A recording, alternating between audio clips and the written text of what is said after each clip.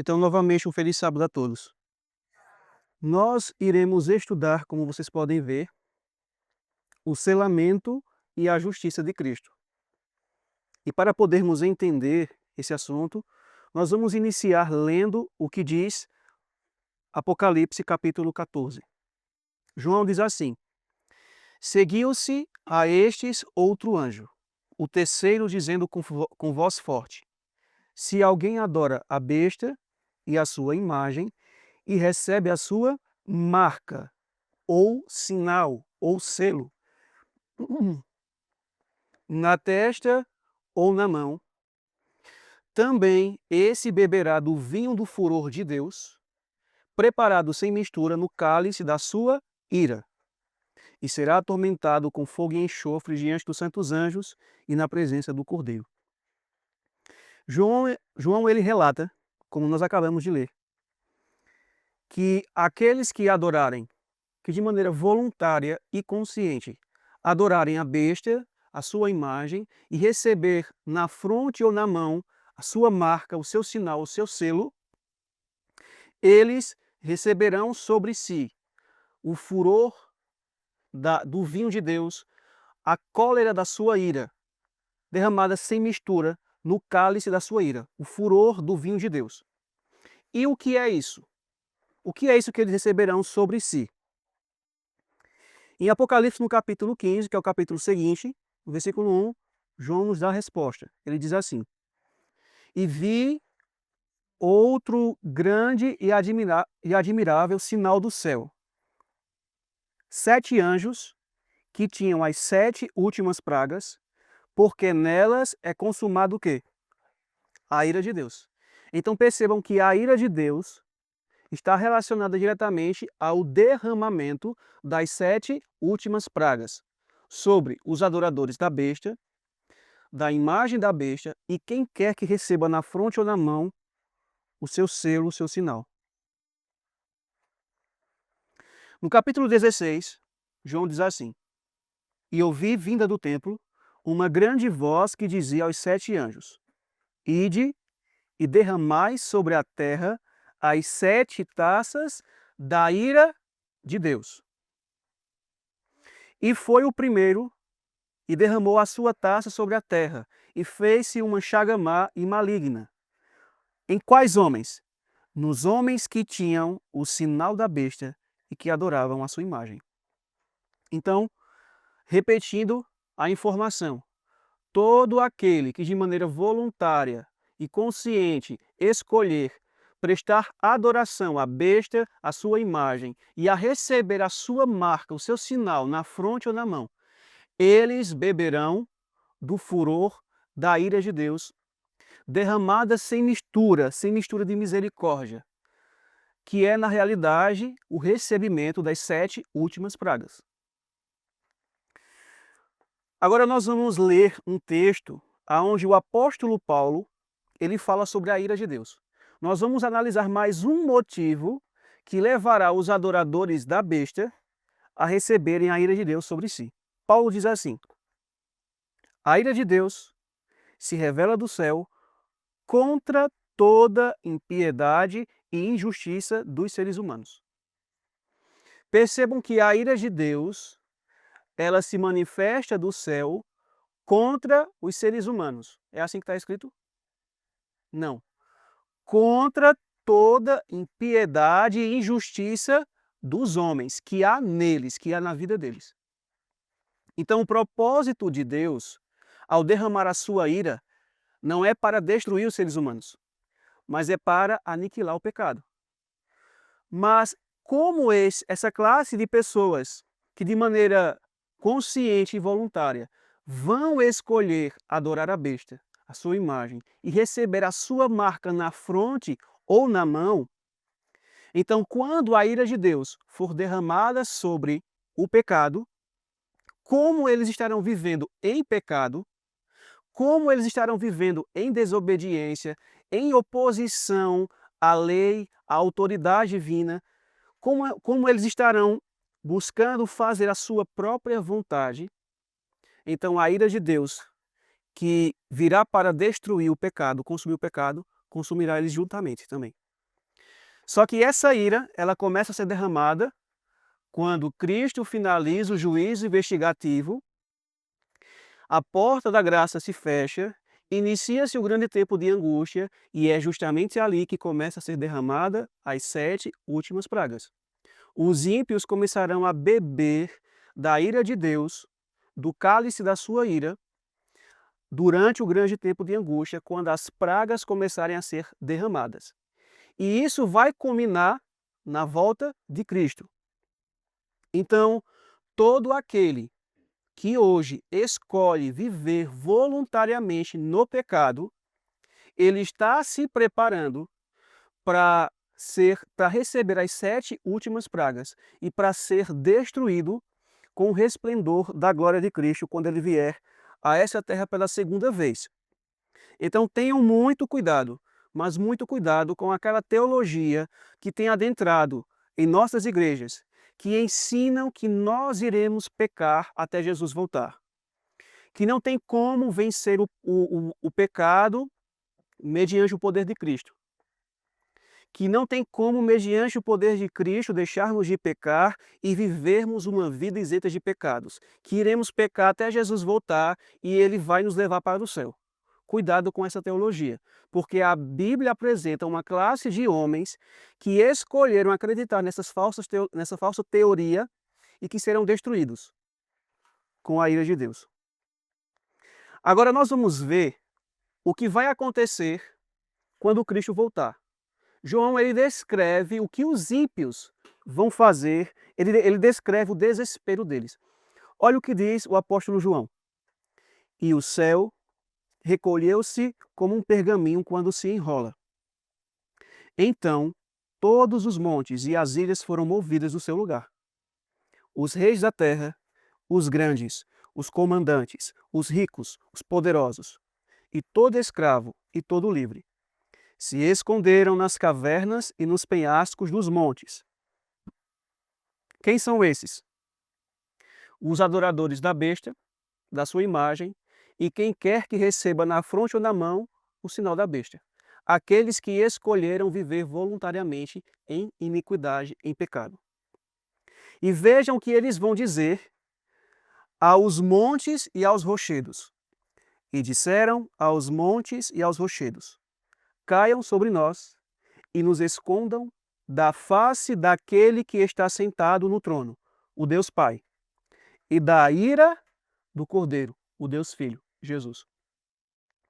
Então, quando Cristo regressar, virá ele e o Pai assentados no trono da sua glória e toda a hoste angélica. E os ímpios, eles vão estar tão desesperados que vejam as palavras deles. Eles vão se voltar para os montes e rochedos e vão pedir para que eles caiam sobre eles, para que eles possam se esconder da face daquele que está sentado no trono e da ira do Cordeiro, que será consumada ali, destruindo eles. Lembra que em 2 Tessalonicenses, eu acho que é o capítulo 1 ao capítulo 2, no verso 8 em diante, Paulo descreve que pelo sopro da boca de Cristo, ele vai aniquilar os ímpios, aqueles que não obedeceram ao Evangelho. Mas notem que o que diz o próximo verso, e é justamente uma pergunta que os ímpios farão. Eles dizem assim, ó: porque chegou o grande dia da ira deles. Deles quem? Do Pai e do Filho. E quem poderá subsistir? Quem poderá permanecer de pé? Quem poderá suportar a presença do Pai, do Filho e ainda assim permanecer vivo, são e salvo? Essa é a pergunta que eles fazem. Nós podemos dar uma resposta, de acordo com a Escritura. Somente aqueles que não adorarem a besta, a sua imagem, não receberem a marca da besta na fronte ou na mão, e aqueles que, de maneira voluntária, conscienciosa, decidiram não viver em pecado, mas entregar sua vida a Cristo e viver numa vida de plena submissão à sua vontade. Só que no capítulo 7, que é uma continuação do capítulo 6, João ele vai trazer a resposta. Ele diz assim: depois disto, vi 4 anjos em pé nos 4 cantos da terra, conservando seguros os 4 ventos da terra, para que nenhum vento soprasse sobre a terra, nem sobre o mar, nem sobre árvore alguma. É óbvio que a terra ela não tem 4 cantos, porque ela não é quadrada. Os 4 cantos da terra aqui, aonde se encontram 4 anjos poderosos, segurando os ventos, são os 4 pontos cardeais, norte, sul, leste e oeste. Então Deus envia 4 anjos poderosos. Ventos na Bíblia simboliza destruição, guerra. Aqui está descrevendo a obra desses anjos, que é refrear os ventos das paixões humanas. Se Deus permitisse com que o ser humano vivesse sem esse refreio que o Espírito Santo coloca, eles certamente destruiriam a nós como a si mesmos. Então Deus, por sua misericórdia, ele envia esses anjos para conter os 4 ventos da destruição, os ventos da destruição. O verso continua: vi outro anjo que subia do nascente do sol, tendo o selo do Deus vivo. Quem é esse anjo? Ela mais menciona que é o anjo Gabriel, o anjo que ficou no lugar de Lúcifer. E ela menciona que Gabriel é o anjo mais poderoso de todos os outros anjos. É sobre ele que está a responsabilidade de selar o povo de Deus. Agora, lembram do capítulo 8 de Ezequiel, que fala os pecados das abominações, e o capítulo 9, que é uma continuação que vai falar sobre o selamento do povo de Deus. Lá é descrito, no capítulo 9, a partir do versículo 1, que Ezequiel ele vê 6 homens com armas destruidoras nas mãos. E ele vê mais um homem, que é o que tem o tinteiro de escrivão na cintura. Esse homem é o anjo Gabriel, o que tem o selo do Deus vivo. E Deus dá uma ordem a esse anjo: passa pelo meio de Jerusalém e marca com um sinal a testa daqueles que gemem e suspiram por causa de todas as abominações que são cometidas no meio dela, no meio da cidade de Jerusalém, pelo próprio professo povo de Deus. Então o anjo Gabriel vem e o texto menciona que ele começou, Deus diz assim: comece pelo meu santuário. O santuário representa o povo dele, a igreja dele, os adventistas. Então o selamento inicia-se pelos adventistas. E diz que o anjo Gabriel iniciou o selamento pelos anciãos, que são os líderes, aqueles a quem Deus confiou grandes responsabilidades. Então o anjo Gabriel vem, passa pelo meio do povo adventista, iniciando a sua obra pelos líderes da instituição e etc. E ele começa a sua obra de selamento. E no texto de Ezequiel, no capítulo 9, é mencionado que enquanto ele vai passando e selando, os homens com as armas destruidoras das mãos devem segui-lo. E em todo aquele que eles não encontrarem o selo do Deus vivo, eles devem destruí-los, abatê-los, matá-los. E Deus diz: mata criança, jovem, adultos e idosos. Todos aqueles aonde não for encontrado o meu selo devem ser destruídos. Mas aqueles que têm o meu sinal, não toqueis neles. Então, vamos voltar para o texto de Apocalipse. João diz assim: vi outro anjo que subia do nascente do sol, tendo o selo do Deus vivo, e clamou em grande voz aos 4 anjos, aqueles aos quais fora dado fazer dano à terra e ao mar, dizendo: não danifiqueis nem a terra, nem o mar, nem as árvores, ou seja, não soltem os ventos, não permitam com que a terra seja danificada, que o mar seja danificado, que as árvores sejam danificadas. Não permitam que a destruição venha sobre o mundo, até selarmos na fronte os servos do nosso Deus, que são aqueles que gemem e suspiram por causa das abominações que se cometem no meio de Jerusalém. Uma tarefa para casa: leiam o capítulo 10 de Testemunhos Seletos, volume 2, que tem como título O Selo de Deus, aonde ela vai explicar Ezequiel 8 e Ezequiel 9, porque nós não vamos estudar os 2 capítulos, Só estou só mencionando. Notem no texto a primeira condição aqui, para receber o selo do Deus vivo na fronte. O texto diz assim: até selarmos na fronte quem? Os servos.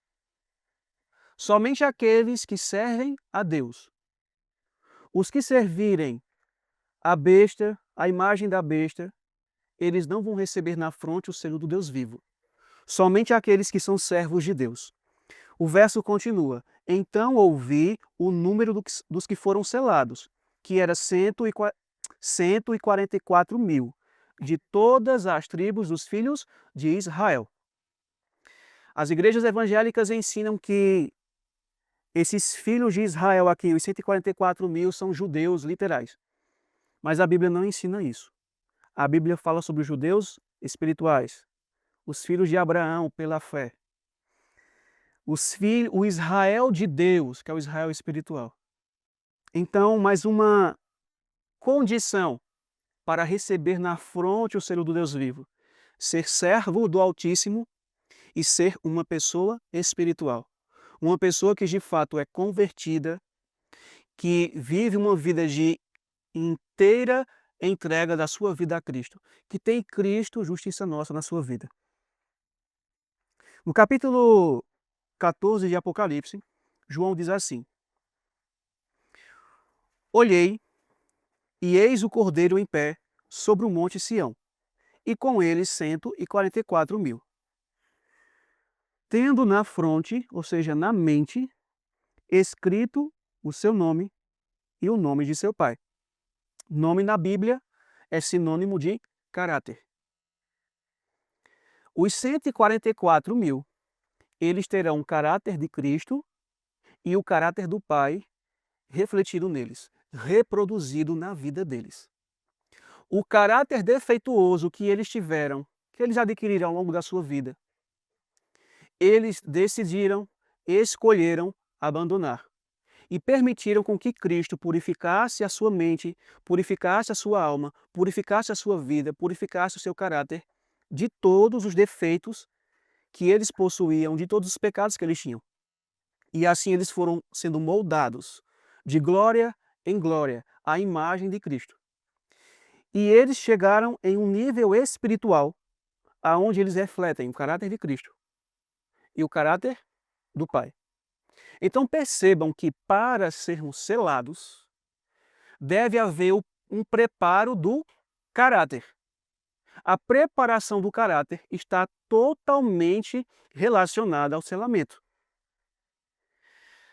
Que tipo de caráter nós estamos formando exatamente hoje? Um caráter semelhante ao de Cristo ou ao de Satanás? Quem se prepara formando um caráter semelhante ao de Cristo, ele está sendo preparado para receber na sua fronte o selo do Deus vivo.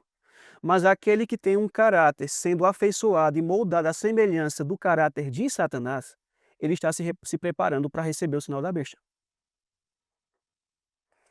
João continua: são estes os que não se macularam com mulheres, porque são castos. Mulheres aqui está se referindo às igrejas, às falsas igrejas. 144 mil. Eles se recusaram a aceitar doutrinas humanas, doutrinas espúrias, teologia provinda do trono de Satanás e que era ensinado pelos homens. Eles não se macularam com as falsas teorias. Eles conservavam a verdade na sua vida, na sua mente. O texto menciona que eles são castos, eles são puros, puros na vida, puros no caráter. Por quê? Jesus diz assim: santifica-os na verdade, a tua palavra é a verdade. A santificação genuína está relacionada a permitirmos que a palavra de Deus purifique a nossa vida, santifique a nossa vida, guie os nossos passos. E os 144 mil se recusaram a seguir a sua própria vontade, a sua própria palavra, a sua própria opinião. Se recusaram a seguir as teorias humanas para seguir somente a palavra de Deus e serem santificados somente pela palavra de Deus. Por isso que eles são puros. João continua: são eles os seguidores do Cordeiro por onde quer que vá. Como é que nós podemos seguir a Cristo? Por onde quer que ele vá, mediante o exercício da fé. Os 144.000 aprenderam a exercitar a fé e viviam pela fé. Eles tinham a fé de quem? De Jesus sendo reproduzida neles. Por isso que eles seguiram a Cristo, onde quer que Cristo fosse, pela fé eles seguiram a Jesus. João continua: são os que foram redimidos dentre os homens, primícias para Deus e para o Cordeiro. Notem que João, ele menciona que os 144.000, eles foram redimidos, resgatados dentre os homens como primícias para Cristo, para o Cordeiro, para Deus. Eles são as primícias. E o que significa a palavra primícias? Pode significar primeiro, mas também primeiro em qualidade. Então, a qualidade do caráter deles é muito superior em excelência do que os demais homens que há na terra. Por quê? Porque eles alcançaram, nós vamos ver, a medida da estatura completa de Cristo Jesus. Eles chegaram a alcançar o caráter de Cristo e o caráter do Pai refletido neles. Então, em questões de qualidade no caráter, eles são elevadíssimos em comparação aos outros homens. É através deles, dos 144.000, que Deus vai vindicar o seu caráter. Deus provará que as acusações de Satanás, de que é impossível obedecermos à lei dele de maneira plena e perfeita, são falsas. Deus levantará um grupo de adventistas que aprenderam a depender somente de Cristo, do seu poder e a serem dirigidos somente por sua palavra. E Deus mostrará, olha aqui, um grupo de pessoas, os 144.000, eles refletem o caráter de Cristo, eles refletem o meu caráter. Eles vivem numa vida de perfeita obediência à minha lei, lançando assim por terra as falsas acusações de Satanás. E João, ele finaliza dizendo assim no versículo 5: e não se achou mentira na sua boca, não tem mácula. Então os 144.000 obtiveram o quê? Vitória total, vitória plena, vitória completa sobre todos os seus defeitos de caráter e sobre todos os seus pecados. Eles não têm mácula, eles são irrepreensíveis na vida e no caráter.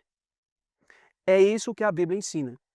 Essa é a condição na qual aqueles que desejam receber o selo do Deus vivo, eles devem alcançar. E é interessante porque em nosso meio, em nossos púlpitos, está sendo ensinado que não tem como deixarmos de pecar, que não tem como vivermos sem pecar, mediante o poder de Deus, que não tem como obtermos vitória completa sobre todos os nossos defeitos de caráter, sobre todos os nossos maus hábitos, sobre todos os nossos pecados. O que é ensinado é que a gente vai pecar até Jesus voltar, e assim, e amém. É isso que é ensinado.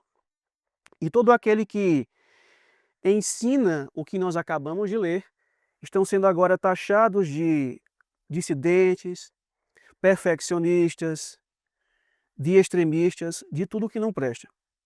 Mas, como diz o sábio Salomão, não há nada novo debaixo do sol. Então vamos dar uma recapitulada aqui. Lembra na pergunta que os ímpios, que possuem o sinal da besta, eles farão? Chegou o grande dia da ira deles, e quem poderá subsistir? Eis a resposta, os 144.000. Se você ler Isaías capítulo 33, lá vai descrever os 144.000.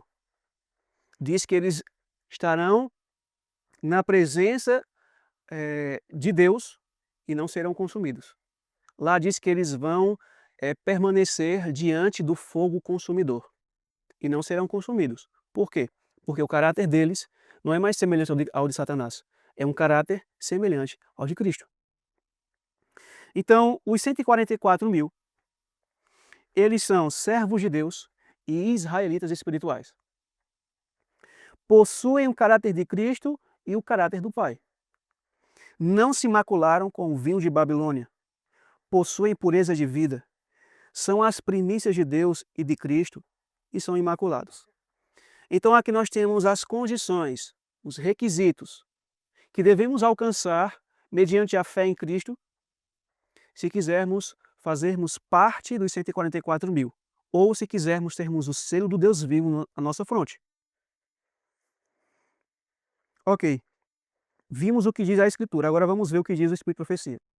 Ela diz assim, ó: nossa maneira de proceder determinará se receberemos o selo do Deus vivo ou seremos abatidos pelas armas destruidoras.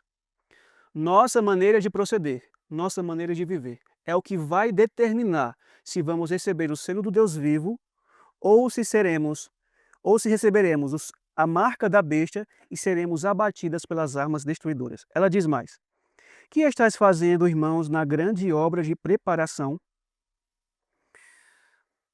Ou seja, o que é que nós estamos fazendo hoje? Porque hoje é o tempo da grande obra de preparação. Ela vai descrever uma classe de pessoas.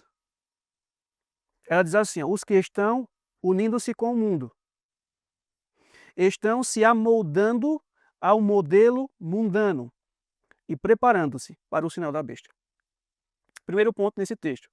Notem que a preparação para receber o selo da besta tem que ver com o tipo de caráter que estamos formando. Porque ela menciona aqui, ó, os que estão se unindo com o mundo, estão se amoldando ao modelo mundano. Quem é o modelo mundano? O caráter de Satanás. Então todo aquele que se une ao mundo, aos prazeres do mundo, ao pecado, ele está tendo o seu caráter formado à imagem e semelhança do caráter de Satanás e está preparando-se para receber a marca da besta. Agora ela vai descrever uma outra classe, lembrando que o texto ela está direcionando aos adventistas, a nós. Ela está perguntando o que é que vocês, irmãos, estão fazendo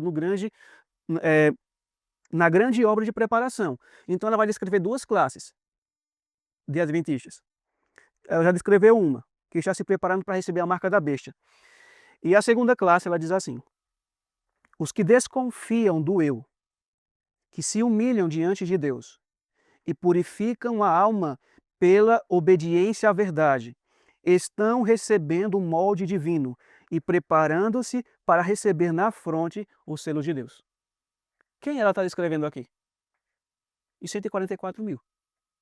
Porque eles vão desconfiar do seu eu, eles vão se humilhar diante de Deus e eles vão permitir que Cristo purifique a alma deles pela obediência à verdade.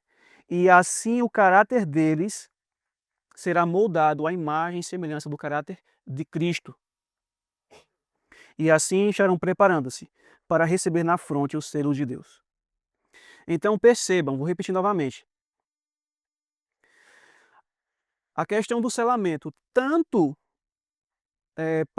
o selamento por parte de Deus, quanto o selamento por parte de Satanás, envolve o preparo do caráter. Então, que tipo de caráter estamos formando hoje?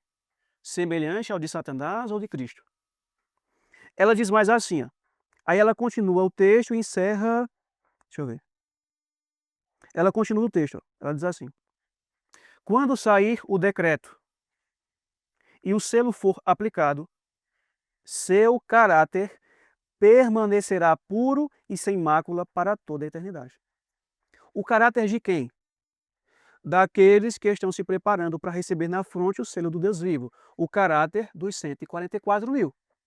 Percebam que o caráter deles permanecerá puro e sem mácula. O que isso significa? Que eles não vão pecar. Eles não vão mais manchar as suas vestes do caráter. Eles não vão mais desobedecer a Deus. Eles vão viver mediante o poder de Cristo, numa vida de perfeita obediência à lei de Deus. Satanás tenta usar de todas as formas, de todas as maneiras, mas eles não vão ceder às tentações de Satanás. eles estarão completamente alicerçados sobre a rocha que é Cristo.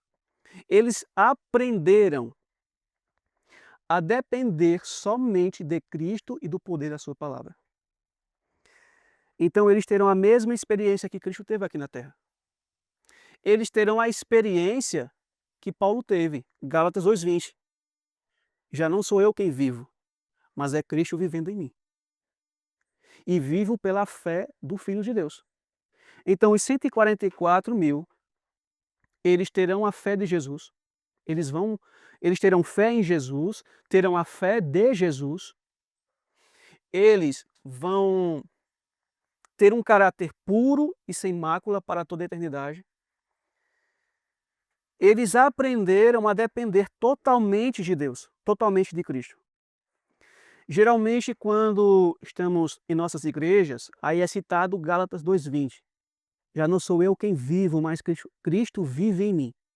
Só que esse verso é um verso assim tão claro e tão poderoso que muitos romantizam ele. Porque a gente vive no pecado de maneira consciente e voluntária. Vivemos como vivem os mundanos, como vivem os evangélicos, como vivem os católicos infiéis. A gente vive igual a eles, não há diferença nenhuma. Aí a gente, não, já não sou eu mais quem vivo, mas Cristo vive em mim. A gente romantiza. Mas já pararam para pensar na seriedade desse texto? Cristo alguma vez pecou na vida dele? Nunca. Ele viveu quase 34 anos, digamos assim, e nunca pecou. Porque ele sempre dependeu do poder do Pai. Ele sempre manteve a sua vida totalmente em sujeição a Deus, 24 horas, dia após dia. Essa é a experiência que terão os 144.000. Porque já não serão mais eles vivendo, será Jesus vivendo neles.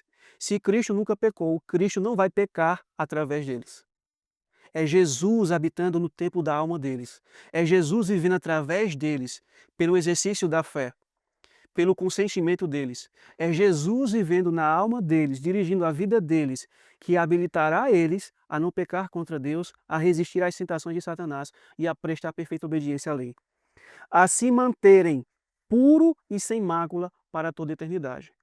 Então, você lê um texto desse e querer dizer que os 144.000 ou que o povo de Deus vai continuar pecando, é muita coragem. Você querer desafiar o que Deus deixou revelado na palavra e no espírito de profecia. E então eu pergunto, nós iremos confiar nos homens ou vamos confiar no que Deus falou através da sua palavra e através da sua serva? Ela continua, agora é o tempo de preparar-nos. O selo de Deus jamais será colocado à testa de um homem ou mulher impuros. Está claro o texto, eu não vou nem explicar. Ela continua, jamais será colocado à testa de um homem ou mulher cobiçosos ou amantes do mundo. Lembram-se que no alguns parágrafos anteriores, ela menciona que aqueles que estão se unindo com o mundo estão sendo amoldados ao modelo mundano e se preparando para receber o sinal da besta. Lembram disso? E aqui ela menciona que aqueles que são cobiçosos ou amantes do mundo jamais receberá o selo do Deus vivo. Por quê? Porque eles estão servindo a outro Senhor. Eles estão se preparando para receber a marca da besta. Ela diz mais, jamais será colocada à testa de homens ou mulheres de língua falsa ou coração enganoso. Será que nós não estamos vivendo assim? Com mentiras, com fofocas, com calúnias, um coração enganoso? Um parênteses aqui. Muitos dizem assim, para defender essa falsa teologia, de que vai pecar até Cristo voltar. O nosso coração é enganoso, perverso, é o que diz Jeremias capítulo 17. Quem o conhecerá? Não tem como a gente ter pensamentos puros, sentimentos elevados, intuitos puros. Não tem como, porque o nosso coração é enganoso. Quando você lê o contexto de Jeremias, capítulo 17, ele está falando do coração carnal. O coração que não é santificado por Deus. O coração no qual Cristo não habita. o coração aonde Satanás habita e reina. É óbvio, quem tiver um tipo de coração assim, ele vai viver em pecado. Mas existe o coração espiritual, que é prometido pelo Espírito Santo ser dado a nós, no novo nascimento, na conversão, no arrependimento. Davi diz assim: cria em mim, ó Deus, um coração puro, renova dentro de mim um espírito inabalável. Lá em Jeremias, lá em Ezequiel, Deus promete: dar-vos-ei um coração novo e um espírito novo. Tirarei de vós o vosso coração de pedra, vos darei um coração de carne.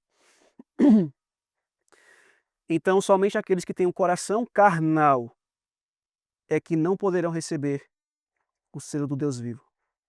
Ela finaliza dizendo assim: todos os que recebem um selo devem ser imaculados diante de Deus, candidatos para o céu.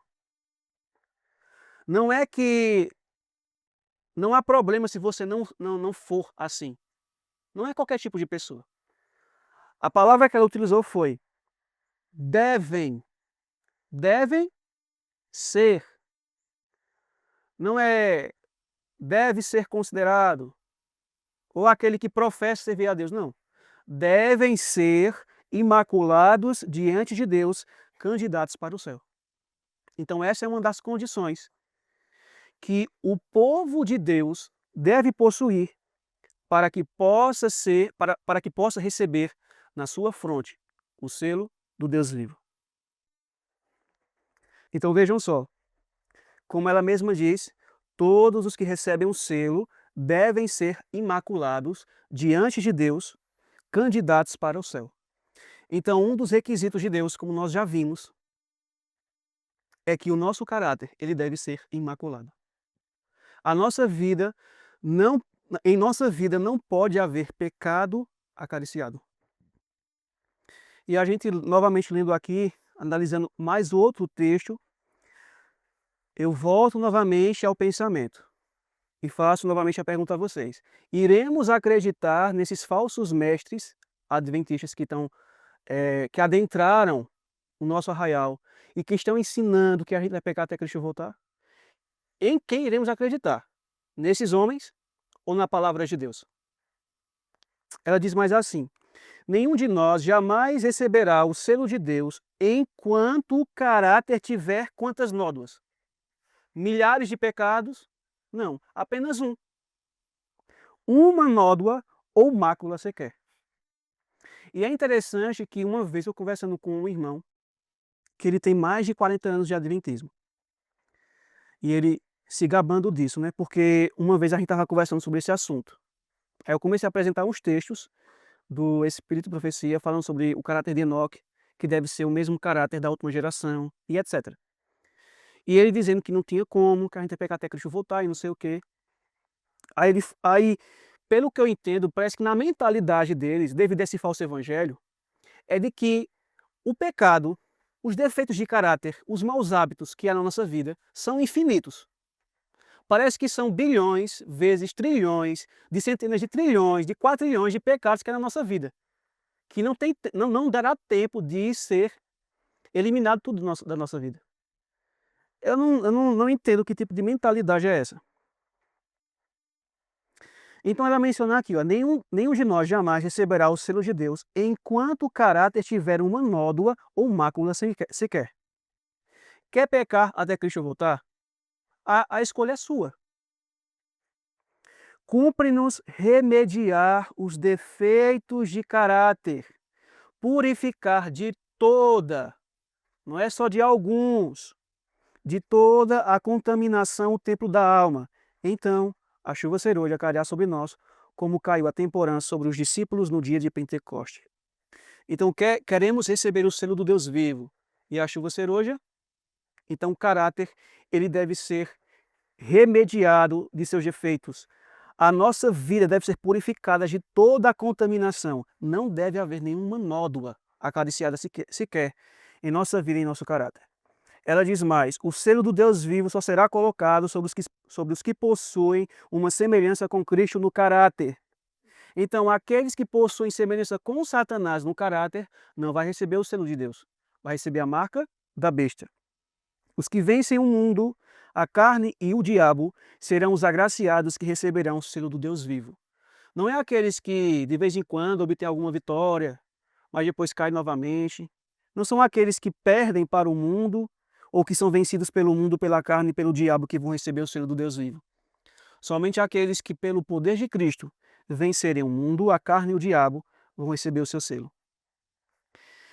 E a última citação, para a gente ir para a parte final. Ela diz assim: os que hão de receber o selo do Deus vivo e ser protegidos no tempo de angústia, devem refletir completamente a imagem de Jesus. O que significa refletir completamente a imagem de Cristo? Nós vamos ver daqui a pouco alguns textos, mas eu já vou responder aqui. Refletir completamente a imagem de Jesus, refletir completamente o caráter de Cristo, é exatamente você vencer completamente todos os seus defeitos de caráter e todos os seus pecados. Quando há toda essa limpeza por completo em você, o seu caráter vai ser tornado completamente semelhante ao de Cristo, porque não haverá mais nenhuma nódoa, nada. Isso é o que significa refletir completamente a imagem de Jesus. Agora, vamos para as Escrituras. Paulo diz assim: justificados, pois, mediante a fé, temos paz com Deus por meio do nosso Senhor Jesus Cristo. A palavra justificado no grego tem dois significados: declarar alguém justo e tornar justo. Vejam, declarar é uma coisa, tornar é outra.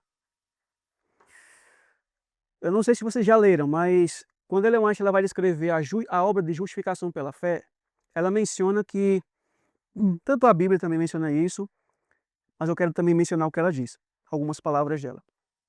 Então vejam só, imagina o Espírito Santo, quando Deus ele justifica o pecador arrependido, Deus declara: você é justo. E quando Deus fala, o que é que acontece? A palavra dele, que tem poder instantâneo, cria exatamente aquilo que ele falou. Então, quando Deus fala para um pecador arrependido, você é justo, naquele momento a palavra de Deus vai tornar aquele homem justo. Isso é o que significa ser justificado pela fé. Deus declara perante os seres de todo o universo: ele é justo. E naquele momento, o pecador arrependido deixa de ser injusto, deixa de ser insubmisso, e ele passa agora a ser justo e submisso à lei de Deus. Isso é o que significa ser justificado pela fé. Davi diz assim: ó, pela palavra do Senhor foram feitos os céus e todo o exército deles, pelo espírito da sua boca, porque falou e foi feito, mandou e logo apareceu. Quando Deus declarou haja luz, houve luz. Então, a justificação pela fé, ela está diretamente relacionada com o poder da palavra. Quando Deus declara você é justo, naquele momento a palavra de Deus torna-se uma realidade e transforma o injusto numa pessoa justa. Ok? Ellen White diz assim, ó: a justificação pela fé em Cristo se manifestará em transformação de caráter. Então, nós estamos vendo aqui, tanto no texto bíblico que nós lemos, como no espírito de profecia que acabamos de ler, o poder que há na justificação pela fé. Quando o homem recebe a justiça imputada de Cristo, uma mudança de vida e uma transformação de caráter acontecem nele. A justiça imputada de Cristo causa no homem uma reforma na vida e no caráter. A justiça imputada de Cristo ressuscita aquele que está morto em ofensas e pecados, transformando ele em uma nova criatura à imagem e semelhança de Cristo. No momento em que o homem recebe a justiça de Cristo, no momento em que é imputada a ele a sua justiça, ele é libertado dos seus pecados. Então, justificação pela fé é justamente, eu vou dar um outro exemplo. O Espírito Santo, ele convence o pecador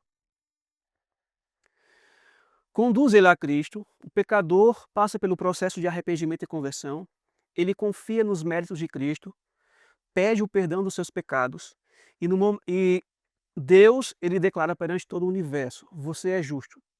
Então, a palavra opera uma transformação naquele homem. Ele deixa de ser injusto e passa a ser justo. Deus coloca ele agora em submissão à sua lei. Esse é o poder da justificação. Ele é liberto dos seus pecados. Ele é tornado numa nova criatura. Ele é regenerado pelo Espírito Santo. A sua mente carnal, o seu coração carnal são substituídos pela mente divina, pela mente do Espírito, pela mente espiritual. Lembra que lá em Ezequiel a promessa é: dar-vos-ei um coração novo e um espírito novo, porém em vós o meu espírito, o Espírito Santo, para que andeis nos meus estatutos, mandamentos e juízos. Então, quando o homem ele passa pelo processo de justificação, quando ele é tornado numa nova criatura, quando ele é libertado dos seus pecados, ele agora ele foi tornado numa pessoa justa. Mas agora ele precisa ser o quê? Ele precisa o quê? Permanecer justo. Aí é onde entra a santificação pela fé. Paulo diz assim, ó: mas agora libertados do pecado e feitos servos de Deus. Lembra que os 144 mil serão servos de Deus? Serão filhos, serão Israel espiritual. O que significa, que obra foi essa que obra Paulo está descrevendo aqui no capítulo 6 de Romanos? Que foi realizada. Se você ler o capítulo 6 de Romanos, ele vai falar sobre justificação e vai falar sobre santificação. Então ele diz assim, olha: mas agora, libertados do pecado e feitos servos de Deus, agora que você foi justificado pela fé, agora que você foi tornado justo em Cristo, tendes o vosso fruto para a santificação e, por fim, a vida eterna. Então, a verdadeira justificação, todo aquele que verdadeiramente foi justificado pela fé será conduzido à santificação pela fé, para que ele possa obter a vida eterna. Paulo diz assim: segui a paz com todos e a santificação, sem a qual ninguém verá o Senhor.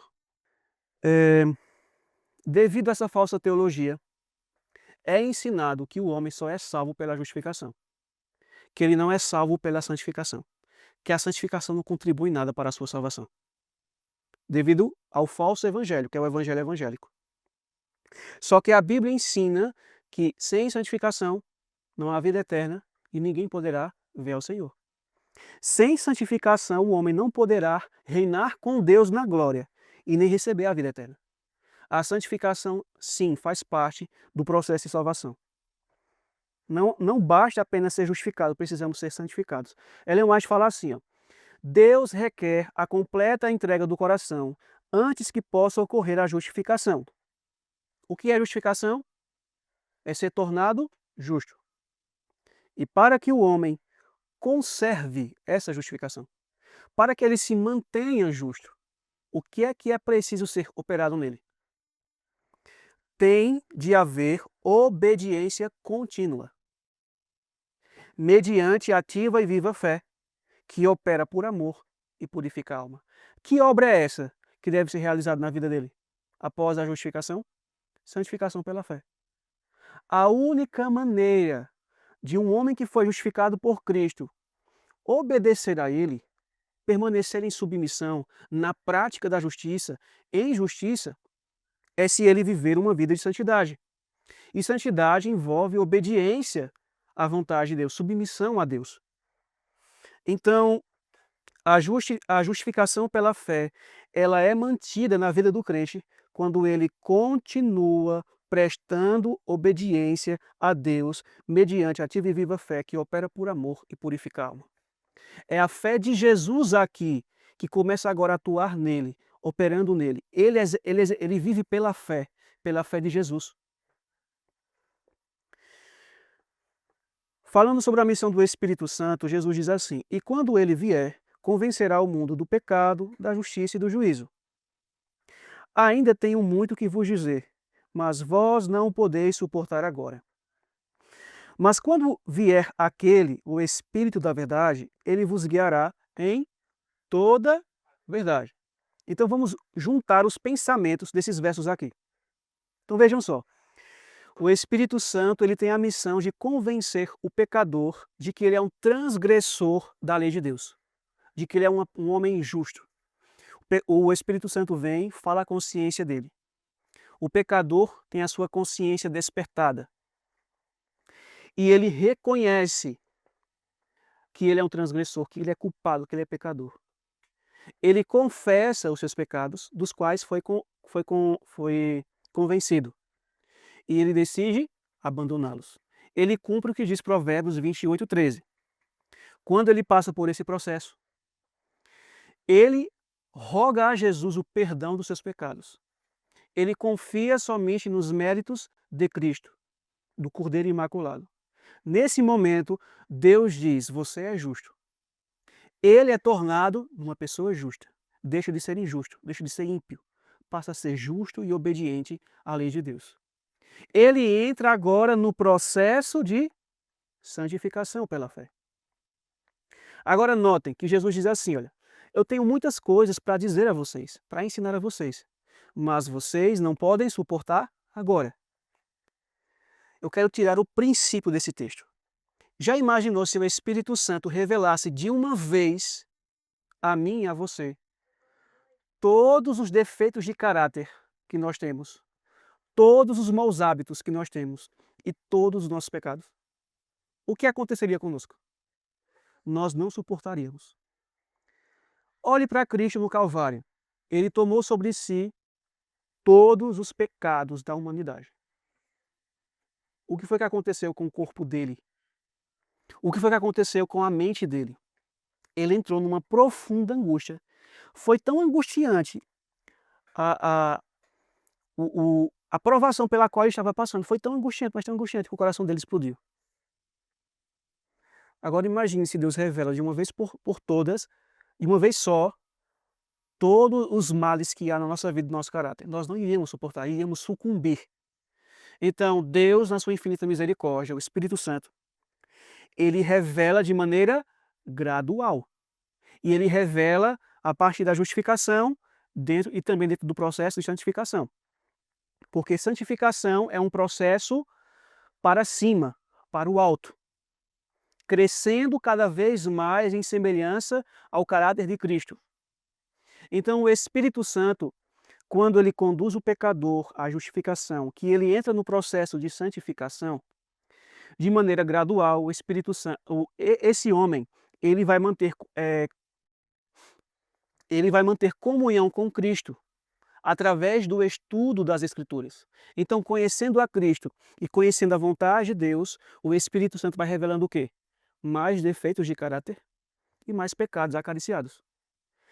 E se ele quiser continuar vivendo a santificação pela fé, experimentando a justiça de Cristo na vida dele, sendo purificado, com o caráter sendo moldado à semelhança de Cristo, para receber o selo do Deus vivo, ele tem que fazer o quê? Ele tem que corresponder com essa luz.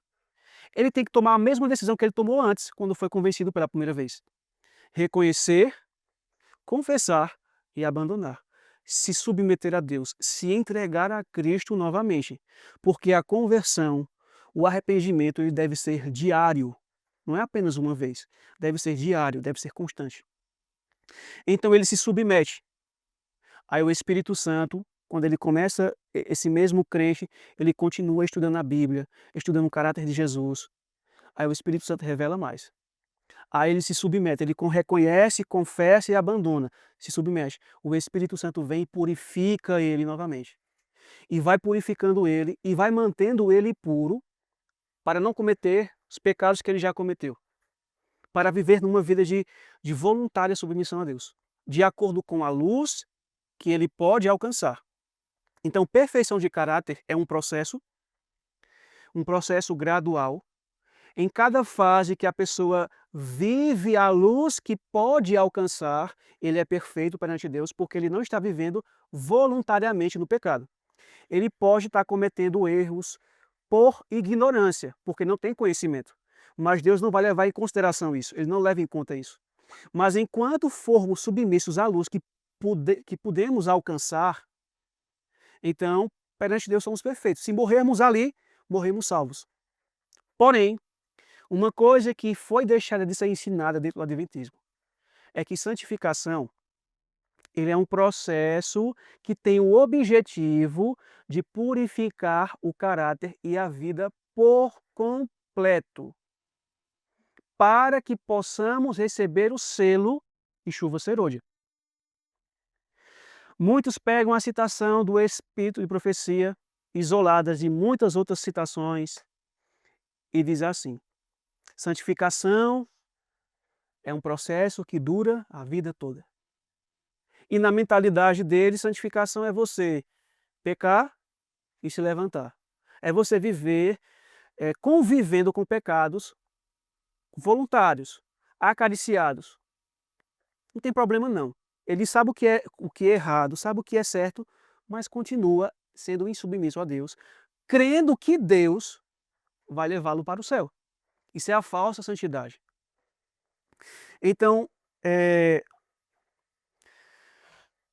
eles têm esse falso conceito de santificação. Existe uma outra citação dela, acho que ela fala assim: santificação é uma obediência que dura a vida toda.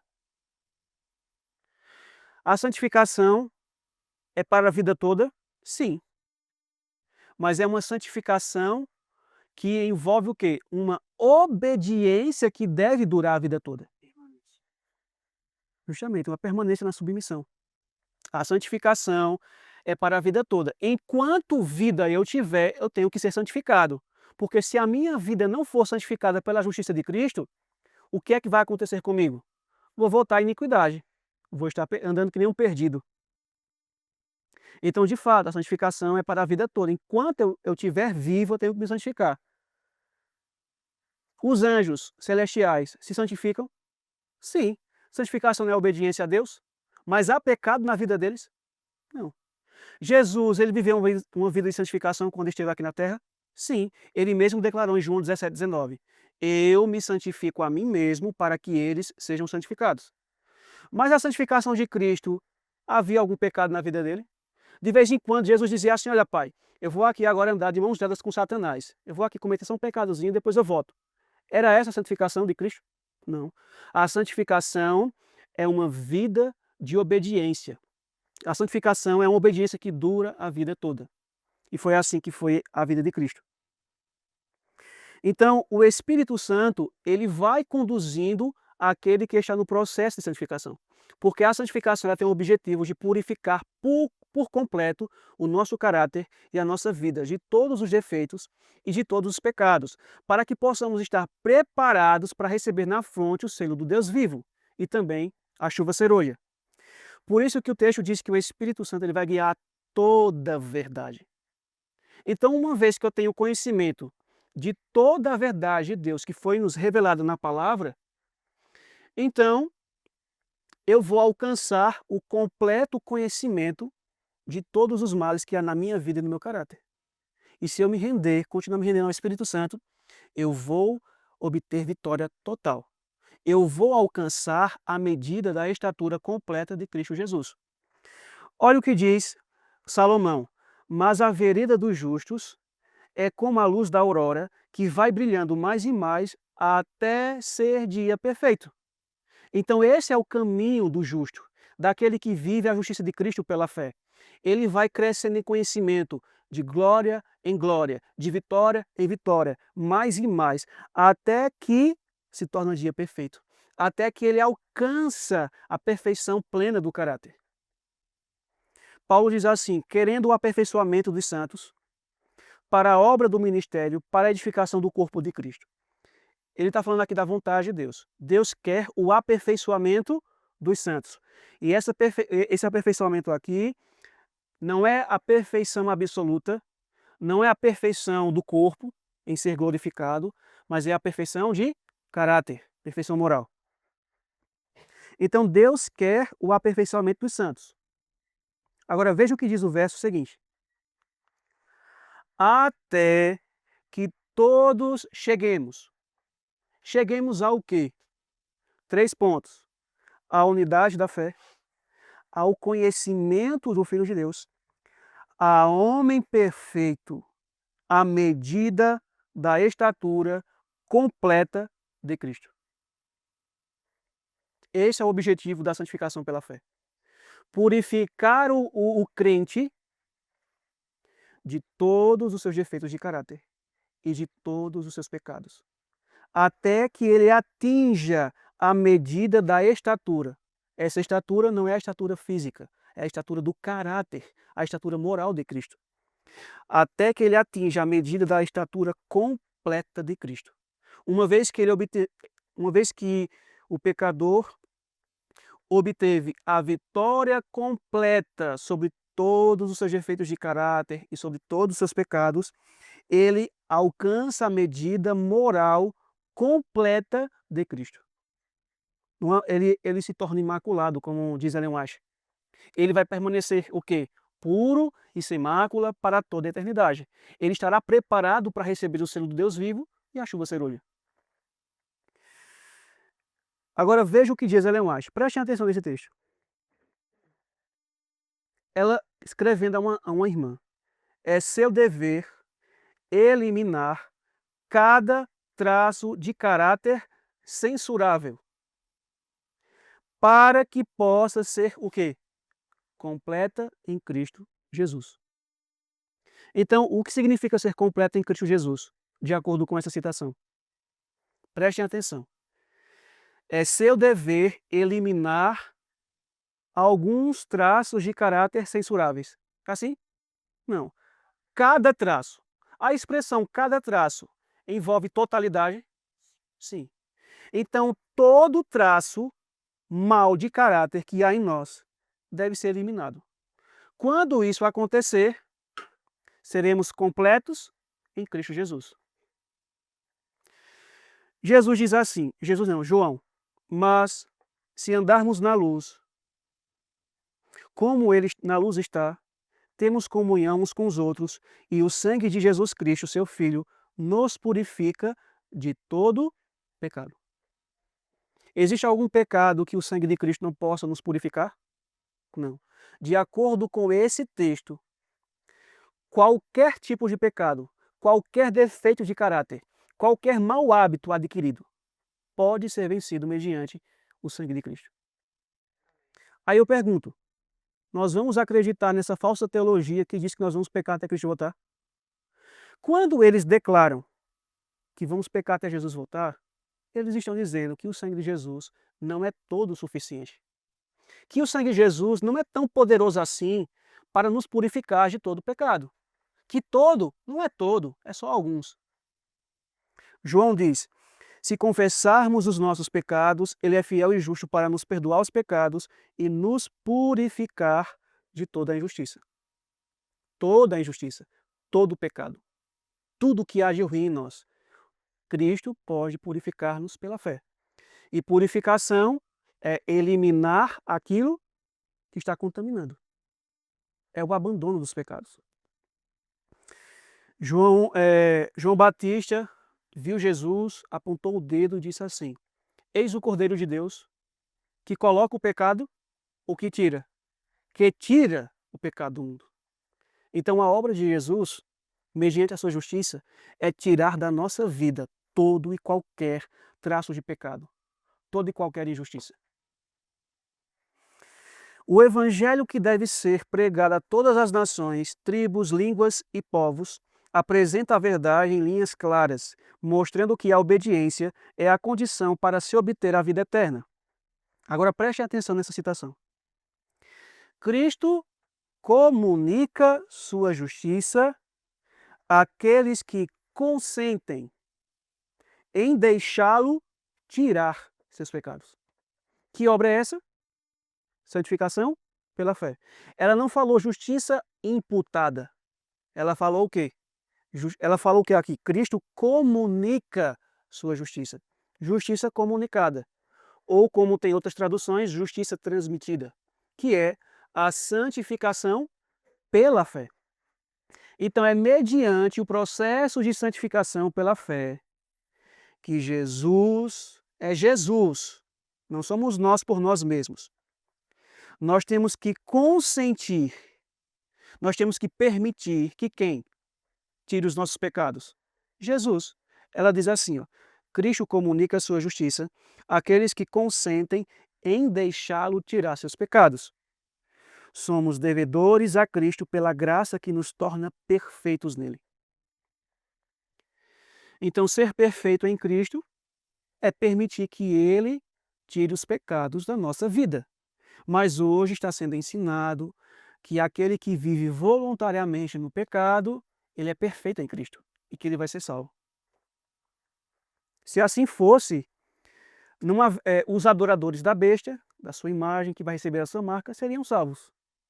Os anjos, os demônios, Satanás, na volta de Cristo era só glorificar eles e levá-los para o céu.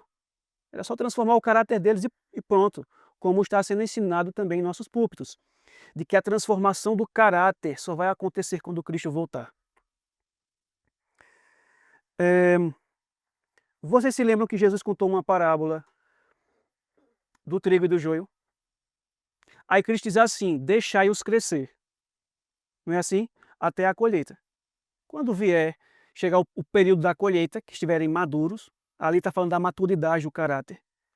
Quando vai ser revelado quem está preparado para receber o selo do Deus vivo, quem vai estar preparado para receber a marca da besta, quem reflete Cristo e quem reflete Satanás. Aí começa a colheita. E Ellen White menciona que a colheita começa quando a porta da graça finda, que começa o derramamento das 7 últimas pragas. Eu pergunto a vocês, quando Cristo volta nas nuvens do céu com poder e grande glória, os adventistas que serão achados como joios, Cristo vai transformar o caráter deles e levá-lo para o céu? Por que Cristo não transforma o joio em trigo e leva? Se na glorificação a gente vai ter o caráter transformado. Aquilo que a gente não conseguiu aqui, Cristo vai fazer lá. Vamos para a parte final. São mais alguns slides. Ellen White menciona assim: com todas as faculdades que nos foram dadas por Deus, estamos procurando alcançar a medida da estatura de homens e mulheres em Cristo? Estamos buscando sua plenitude, chegando cada vez mais alto, procurando atingir a perfeição de seu caráter? Estão tendo consciência do que ela está falando aqui? Que é exatamente o que a gente vem estudando. Ela continua: quando os servos de Deus, os 144 mil são chamados de quê? Servos. Quando os servos de Deus chegarem a esse ponto, que ponto? A medida da estatura completa de Jesus, eles serão o quê? Selados em suas frontes. Exatamente como a gente vem estudando. O anjo relator declarará: feito está. Eles estarão completos naquele a quem pertencem pela criação e pela redenção. Deus terá ou não terá a última geração de adventistas com um caráter puro e imaculado para toda a eternidade. Pessoas que vão alcançar a medida da estatura completa de Cristo Jesus. Sim, eles refletirão o caráter de Cristo e o caráter do Pai. Deus terá um povo, como diz o Espírito de Profecia, que estará à prova de toda e qualquer tentação. Um povo que vai honrar a sua lei. Ela diz: ninguém precisa deixar de alcançar em sua esfera a perfeição do caráter cristão. Pelo sacrifício de Cristo, foi tomada providência para que o crente receba todas as coisas que dizem respeito à vida e piedade. E nós já vimos isso: justificação e santificação. Deus nos convida a alcançarmos a norma da perfeição. Quem é que nos convida? É Deus. Então, será que Deus é um perfeccionista também? Porque qualquer adventista que creia nessa mensagem e ensine essa mensagem está sendo taxado de perfeccionista, de dissidente, de estar pregando o contrário à teologia da igreja. E eu pergunto, então Deus é um perfeccionista também, né? Aliás, Jesus nunca pecou. Era um perfeccionista também. Ela diz: Deus nos convida a alcançarmos a norma da perfeição e põe diante de nós o exemplo do caráter de Cristo. O nosso modelo representativo que foi dado dentre os homens é somente Cristo. Não é o caráter de Paulo, é o caráter de Cristo. Então, se nós não fitarmos os nossos olhos em Cristo, se nós não dedicarmos tempo para conhecermos a Cristo, se não seguirmos a Cristo, como é que teremos a perfeição do seu caráter? O Salvador mostrou, por meio de sua humanidade, consumada por uma vida de constante resistência ao mal, é ensinado que a gente não tem como experimentarmos isso, estarmos constantemente resistindo ao mal. Jesus, ele viveu uma vida de constante resistência ao mal. Foi tentado, tentado, tentado e nunca cedeu à tentação. Mas os 144.000, eles permitirão que Jesus viva neles. E Jesus, ele tem uma experiência de uma vida de constante resistência ao mal. Ela finaliza que, com a cooperação da divindade, podem os seres humanos alcançar na glorificação. É assim que está escrito? Nesta vida, não é na vida vindoura, como tem sido ensinado. Podem os seres humanos alcançar nesta vida a perfeição de caráter. E novamente, estamos falando de perfeição de caráter. Não é perfeição absoluta, não é perfeição do corpo, como muitos nos acusam crer assim. Estamos falando da perfeição moral. Se nós cooperarmos com Deus, nós podemos alcançar nesta vida a perfeição de caráter. Será que Deus é perfeccionista? Ou será que Ellen White era uma perfeccionista? Essa é a certeza que Deus nos dá de que também nós podemos alcançar a vitória completa. É ensinado nos nossos púlpitos que não tem como obter vitória completa sobre o pecado e sobre os nossos defeitos de caráter. Que crer nisso é perfeccionismo. Isso é uma heresia. Então, o Espírito Santo é um herege, é um perfeccionista, porque ele inspirou Ellen White a escrever isso. Essa é a certeza que Deus nos dá. Quem nos dá a certeza é Deus, não são homens. Aquele que prometeu é poderoso para cumprir. Sim ou não? Então, se Deus prometeu que ele vai levantar uma geração, um remanescente, chamado de 144.000, que possui carne pecaminosa, mas que mediante o seu poder, Deus dará a eles vitória completa, perfeição de caráter, medida da estatura de Cristo. Se Deus prometeu que é assim, então assim será. Porque aquilo que ele prometeu, ele é poderoso para cumprir.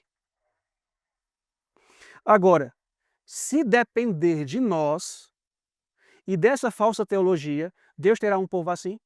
Nunca. Então é verdade o que eles ensinam. Nunca haverá um povo assim, se a gente depender da gente e confiar nesses homens. Mas se nós confiarmos em Deus, que nos fez a promessa e que nos dá todos os recursos ilimitados em Cristo Jesus, nós poderemos alcançar a vitória completa, a medida da estatura moral completa de Cristo Jesus.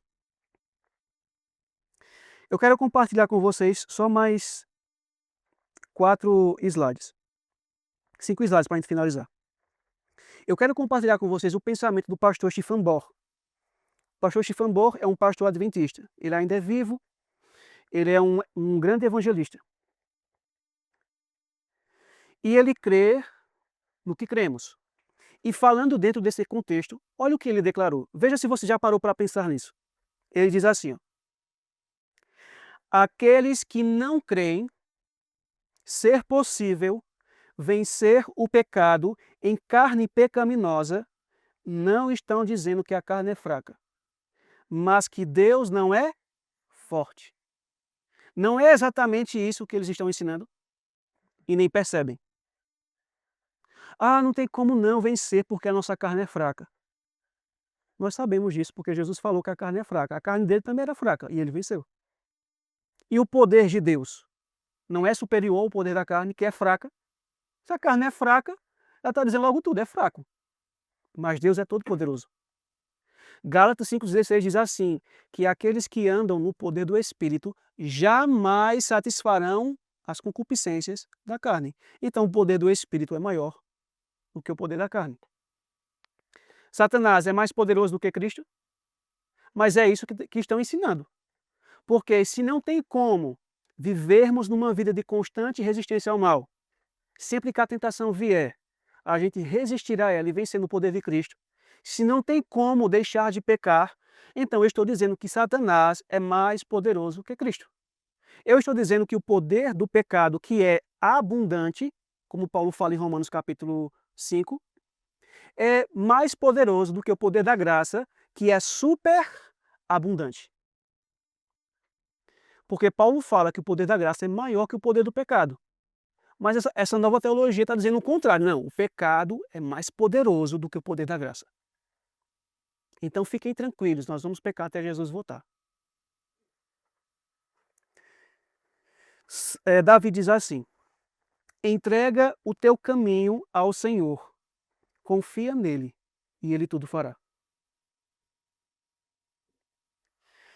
A vitória completa sobre o pecado depende da nossa completa entrega a Deus.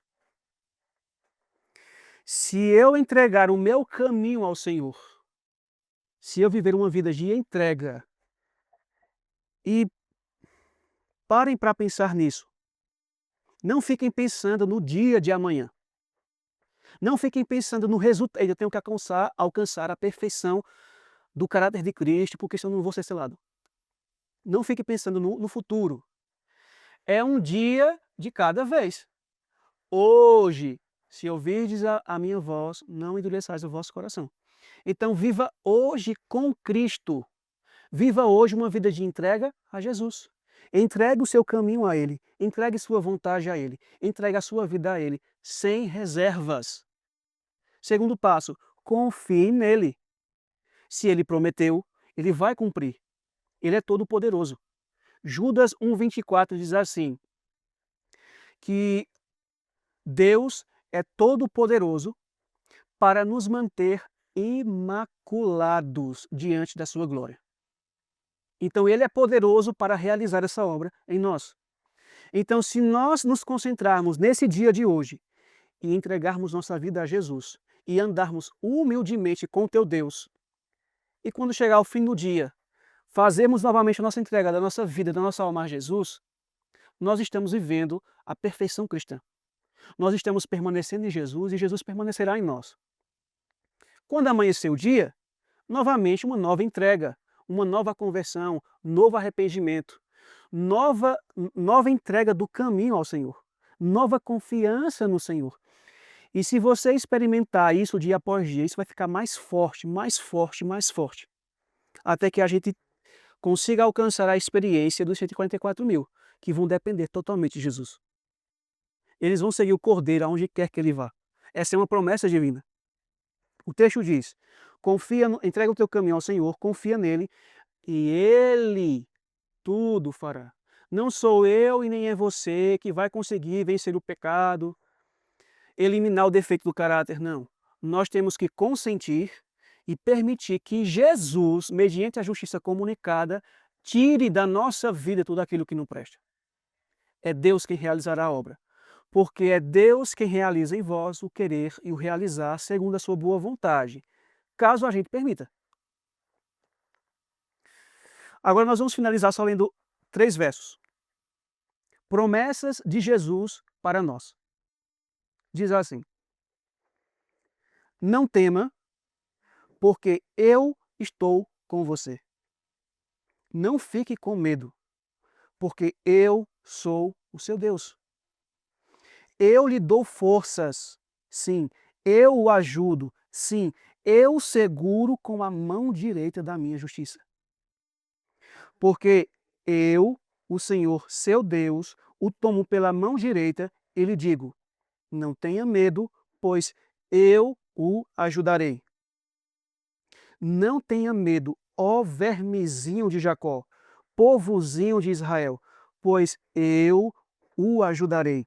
Diz o Senhor, o seu Redentor é o Santo de Israel. Eu pergunto, você crê nessas palavras? Você crê que Jesus é todo-poderoso? Você crê que Ele está presente conosco? Que Ele está disponível a andar conosco? Que Ele estará conosco? Que Ele nos dará forças? Que Ele estenderá a sua mão cheia de justiça, imputada e comunicada? Jesus disse para cada um de nós hoje, não tenham medo. Não tenham medo daquilo que você esteja passando nesse momento, das dificuldades que estão vindo sobre você.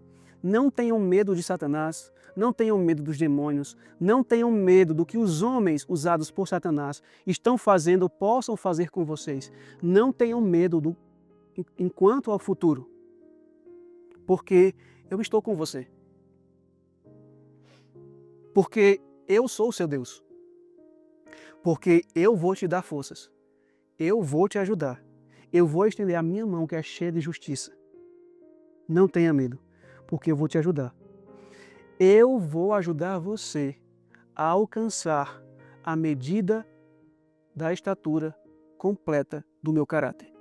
Basta somente você se entregar a mim, confiar em mim e permitir que eu realize a minha obra em você. Que o Senhor nos abençoe. Vamos orar? Pai querido, graças damos ao Senhor, porque o Senhor nos concede mais um dia de vida, o Senhor nos concede mais um sábado, onde nós podemos parar as nossas atividades para nos reunirmos entre amigos e irmãos, para estudarmos a Tua Santa Palavra, para estudarmos a mensagem adventista, a mensagem que o Senhor deu ao povo do Advento.